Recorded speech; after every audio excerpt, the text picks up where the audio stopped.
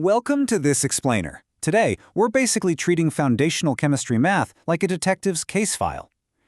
Have you ever actually stopped and wondered how the products sitting in your pantry right now, like your salt, sports drinks, or even medicines, are perfectly consistent every single time?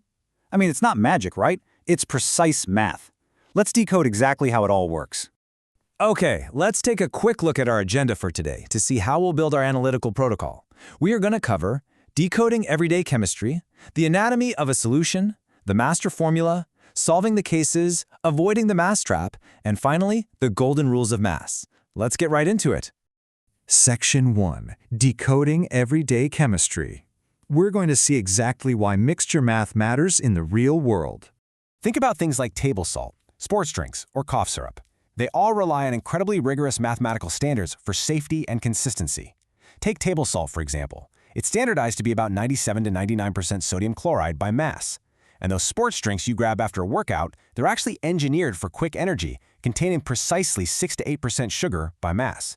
And perhaps most critically, medicine labels rely entirely on percent by mass to guarantee you're getting the exact right dose of the active ingredient, like the stuff in cough syrup. So, this naturally raises a pretty fascinating mystery that we're going to solve today. How do manufacturers guarantee the exact dose in these mixtures in every single batch, completely regardless of the size of the vat they're mixing it in? That brings us to Section 2, Anatomy of a Solution. Let's look at the foundational building blocks.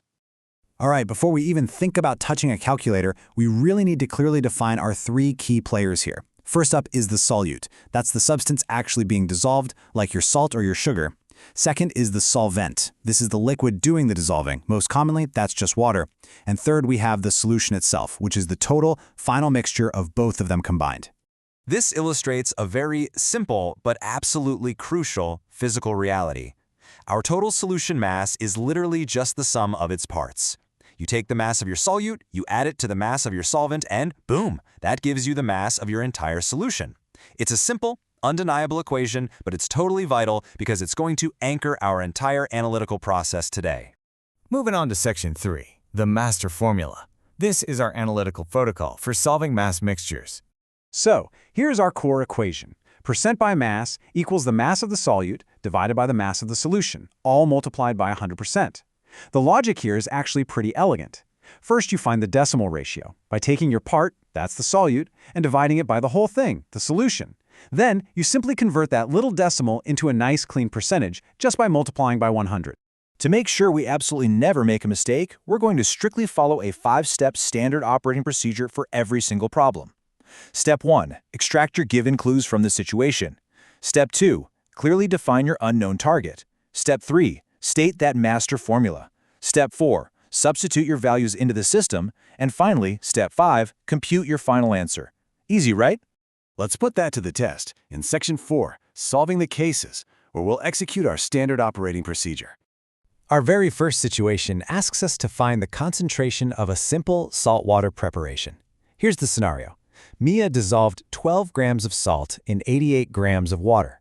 Our job is to find the percent by mass of salt in this solution. Okay, let's play detective and extract those clues. Our solute is the 12 grams of salt, and our solvent is the 88 grams of water. By adding those two together, we find our total solution is a perfect 100 grams. And our unknown target? We're looking for the percent by mass of that salt. Executing Step 5 reveals it's exactly 12%. We state our formula, we divide the 12 grams by the 100 grams to get 0.12, and then we multiply by 100%. So what does this actually mean? It means there are exactly 12 grams of salt in every 100 grams of this specific solution. Let's level up a bit. For our second case, we're going to examine the formulation of a commercial fruit drink. The situation is this. A fruit drink contains 20 grams of sugar and 180 grams of water. We need to find the exact percent by mass of sugar in this drink. Once again, looking at our clues, we realize we have to combine the parts first. 20 grams of sugar plus 180 grams of water gives us a total solution mass of 200 grams. Following our master formula, 20 divided by 200 gives us 0.10. Multiplying that by 100% standardizes it perfectly into 10%. This reveals something highly practical. There are exactly 10 grams of sugar in every 100 grams of this fruit drink. Now, we need to be careful. Section 5, avoiding the mass trap. This is all about reading the clues carefully. Listen up, because this is honestly the most critical distinction in our entire explainer today. You have to know when to add your masses together and when the total is already provided for you. Look at scenario A on the left. If you're given the solute and the solvent individually, you must take action and add them together to get your total denominator. But if you look at scenario B on the right, if the text explicitly states the total solution is a certain amount, do not add them. The math is already done for you. Don't fall into the trap.